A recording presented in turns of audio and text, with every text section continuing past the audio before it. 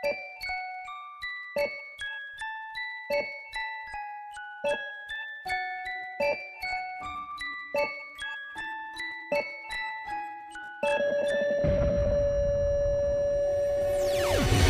lives in the fairy tale, somewhere too far for us to find. Forgotten the taste and smell of a world that she's left behind. It's all about the exposure, the lens that told her the end goes wrong. Now she's ripping wings off of butterflies. Keep your feet on the ground. When your head's in the clouds, we're gonna get the shot.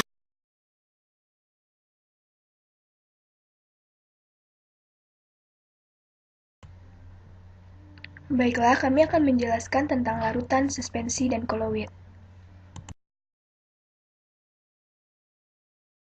Yang pertama adalah larutan. Larutan merupakan suatu campuran di mana semua partikel, baik pelarut maupun zat terlarut, ukuran partikelnya adalah sebesar molekul atau ion-ion.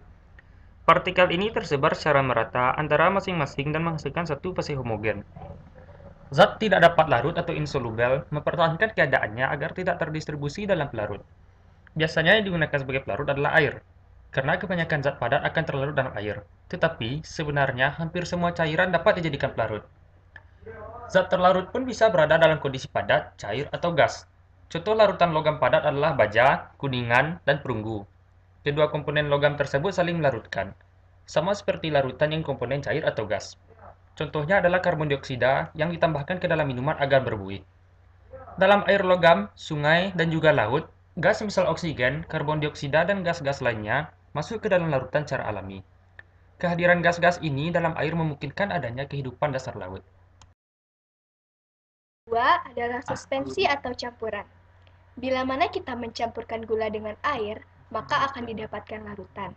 Namun, jika kita mencampurkan pasir ke dalam air, kita akan mendapatkan campuran. Ketika kita mencampurkan garam dan pasir, maka yang akan kita dapatkan juga adalah campuran. Dengan menggunakan sepasang penjepit tipis, akan dimungkinkan untuk memisahkan butiran pasir dari air atau sepotong batu bara dari bubuk campuran. Tetapi, hal ini tidak dapat dilakukan untuk memisahkan molekul-molekul gula dari air, karena ukurannya yang sangat kecil. Karena hal itulah yang membedakan suatu campuran dengan larutan.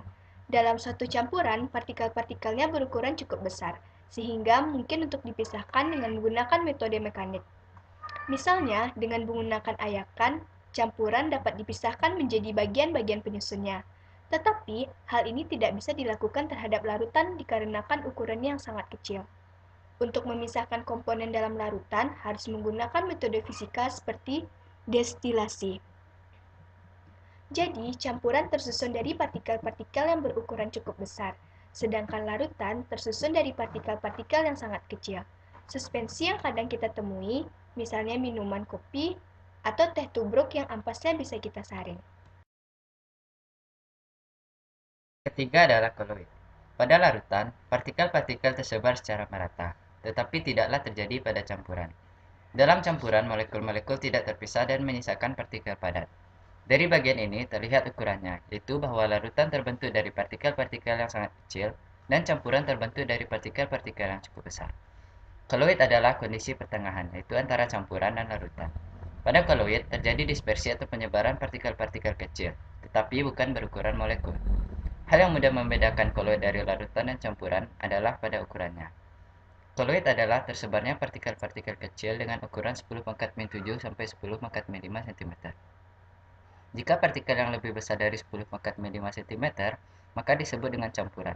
Dan jika ukuran partikel lebih kecil dari 10⁻⁷ cm, maka disebut dengan larutan. Selanjutnya, klasifikasi koloid.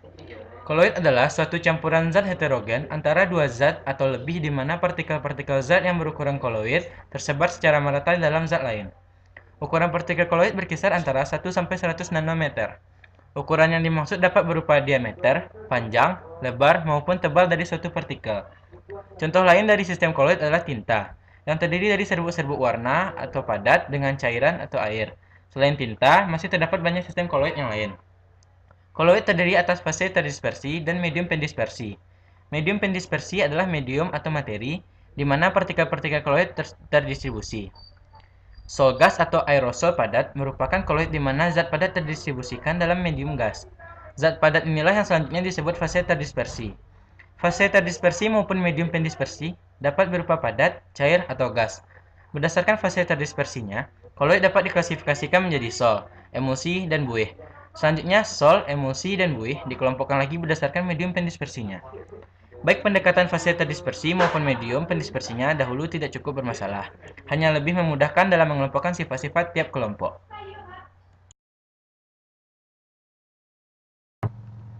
Dari penjelasan tadi, kami membuat sebuah percobaan untuk membedakan antara larutan, koloid, dan suspensi. Baiklah, saya akan mencoba menjelaskan perbedaan antara suspensi, larutan, dan koloid melalui percobaan berikut. Bahan yang dibutuhkan adalah susu bubuk, gula pasir, dan tepung terigu. Sementara itu, alat yang dibutuhkan adalah 3 gelas yang telah diisi air hangat dan gelas yang telah diikatkan kain sebagai penyaring. Pertama-tama, ambil susu bubuk secukupnya dan masukkan ke gelas, aduk hingga larut.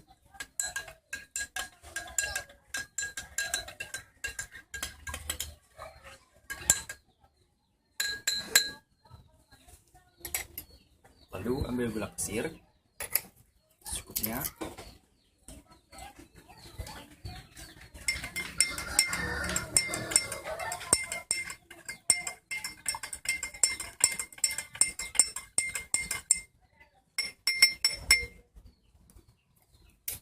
Dan kemudian ambil tepung terigu secukupnya. Aduk hingga rata.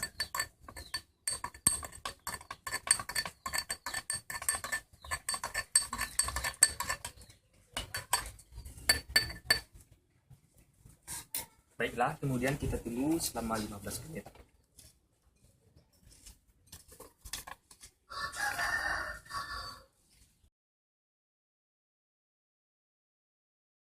Menit kemudian dapat kita lihat bahwa pada susu tidak terdapat endapan.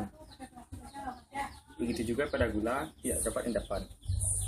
Tetapi pada larutan tepung terigu tadi dapat kita lihat adanya endapan. Bisa kita tuangkan kepada gelas yang telah diberikan kain susu. Tidak ada endapan padat, tetapi masih ada sisa sedikit bahwa susu tadi menempel di kain penyaring. Kita cobakan kepada larutan gula.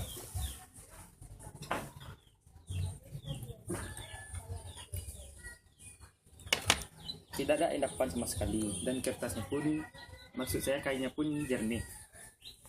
Kita cobakan kepada larutan tepung.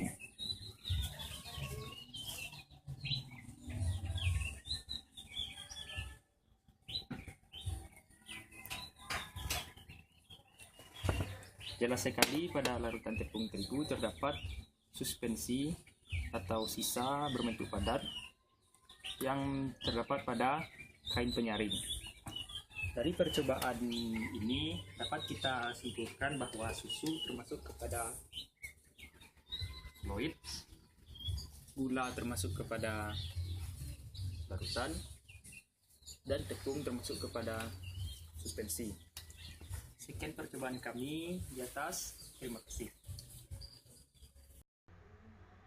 Perbedaan antara larutan, suspensi, dan koloid. Yang pertama pada larutan.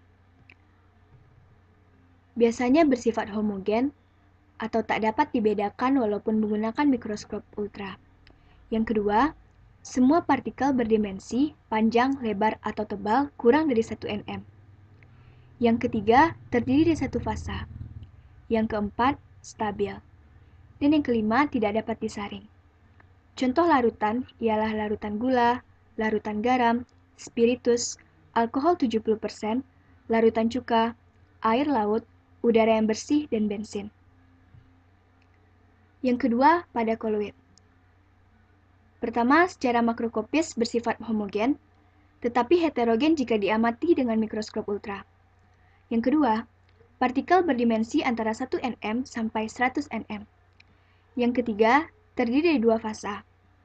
Yang keempat, pada umumnya bersifat stabil.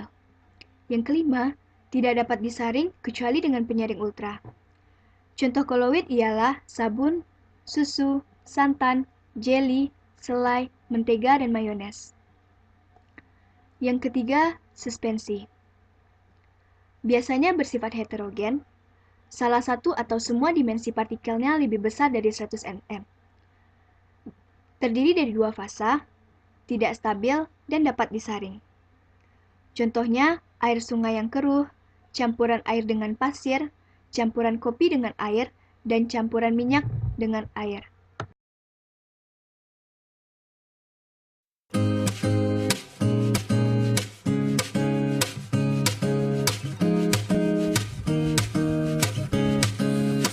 Lekaslah kau